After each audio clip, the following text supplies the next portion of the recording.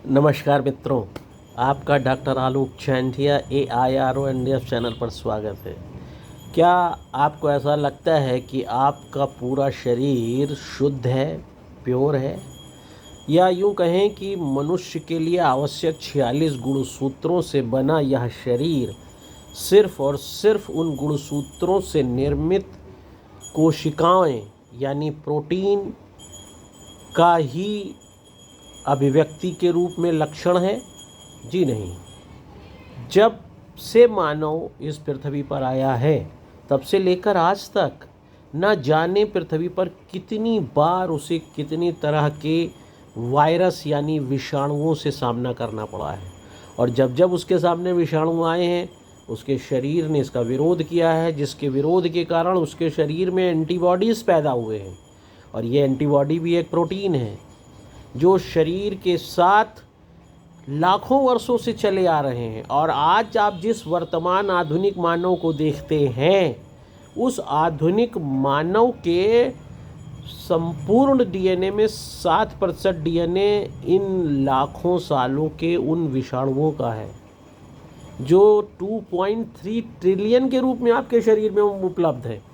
तो अगर आपको यह गलतफहमी है कि आपका शरीर विशुद्ध रूप से सिर्फ गुणसूत्रों की अभिव्यक्ति है, तो यह गलत है।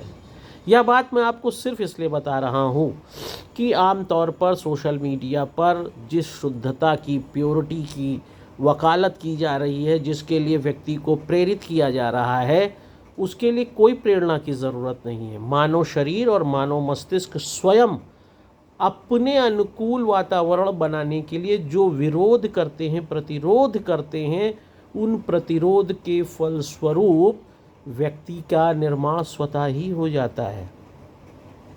क्या आपको लगता है कि सोना शुद्ध होता है पूरी तरह? जी नहीं, उसमें तांबा मिला होता है। इसीलिए 18 कैरेट, 16 कैरेट, 19, 20, 22, 24 कैरेट के सोने होता है।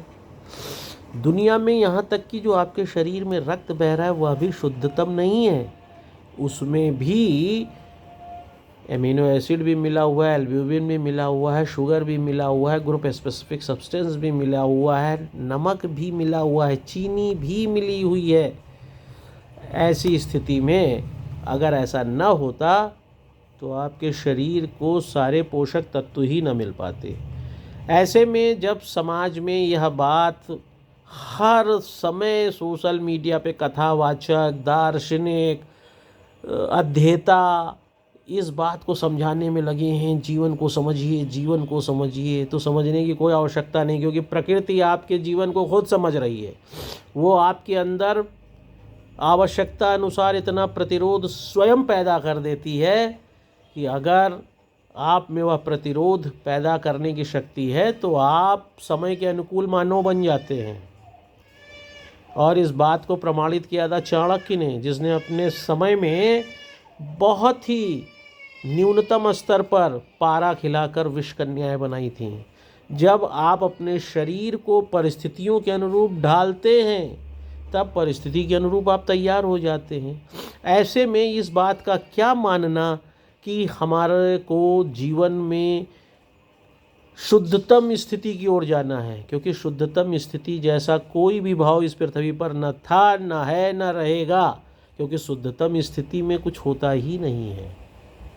जो भी शुद्ध होगा, जिस वायु को आप प्राण वायु कह के सांस लेते हैं, उस प्राण वायु सांस की ऑक्सीजन को भी ऑक्सीजन में ही बनाए रखने के लिए प्रकृति ने नाइट्रोजन गैस को बना रखा है।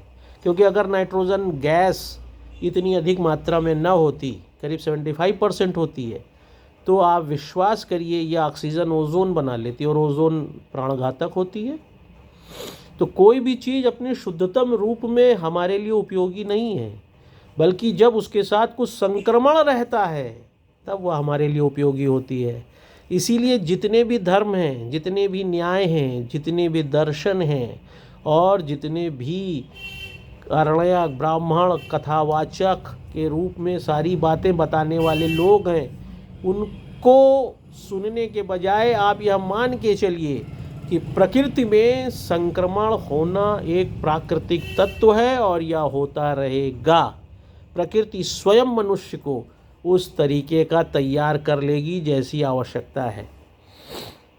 तो इसलिए कभी भी इस बात को लेकर चिंतित न होइए, ना अगली पीढ़ियों को देखकर चिंतित होइए कि पीढ़ी जो है अब वो नहीं रही जो होना चाहिए था, क्योंकि यह प्रकृति निर्धारित कर रही है कि उसे किस तरह की पीढ़ी के साथ प्राकृतिक नियमों संयोजन करना है, और उसी तरह की पीढ़ी उसी तरह का समाज बनाएगी। यही तो कारण है इतने परिवर्तन हुए, चाहे वो जैविक परिवर्तन है, चाहे सामाजिक, चाहे सांस्कृतिक, चाहे आध्यात्मिक परिवर्तन। यह बताता है कि जैसा वातावरण होगा, इसीलिए कहा भी गया यथा राजा तथा प्रजा, यथा भूमि यथा तोयम, यथा बीजम तथा अंकुरम।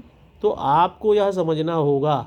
इसलिए किसी भी सत्संग में, किसी भी कथा को सुनकर यह व्यथा न पालें कि आप प्योर नहीं हैं, आप इम्प्योर ज़्यादा हो गए हैं, आपका जीवन न जाने अब क्या होगा। आपको यह बात समझ में आई, इसीलिए थोड़े उदाहरण मैंने रखे हैं, इसको आप दूर तक ले जाएं ताकि हर व्यक्ति को लगे कि प्रकृति के साथ प्राकृतिक नियमों की तरह रहते हुए व्यक्ति को चलते रहना चाहिए, क्योंकि जो भी संक्रमण, जो भी परिवर्तन है, वह वास्तव में मनुष्य को उसी रूप में ले जा रहे हैं जैसी समाज को आवश्यकता है। और अखिल भारतीय अधिकार संगठन इसीलिए आपके सामने यह बात रख रहा है। मैं आलोक चांटिया यह जानता हूँ कि आरंभिक स्तर पर जो मानवाधिकार था वह आज नहीं है। यही कारण है मानवाधिकार के भी कई चरण हो गए। 79 में मानवाधिकार को कई भागों में बांट दिया गया कि प्रथम जनरेशन का मानवाधिकार अलग है, सेकंड जनरेशन का अलग है, थर्ड जनरेशन का अलग है, फोर्थ जनरेशन का अलग है। ये अलग अलग जनरेशन के मानवाधिकार भी ये बताते हैं कि जिस तरह से परिस्थितियां बदलती हैं उस तरह से मानवाधिकार भी बदल जाते हैं। इसलिए मानव के रूप में आप संतोष के साथ और खुश रहते हुए जीवन जिए और उस परिवर्तन को महसूस करिए जो समय की मांग है। नमस्कार।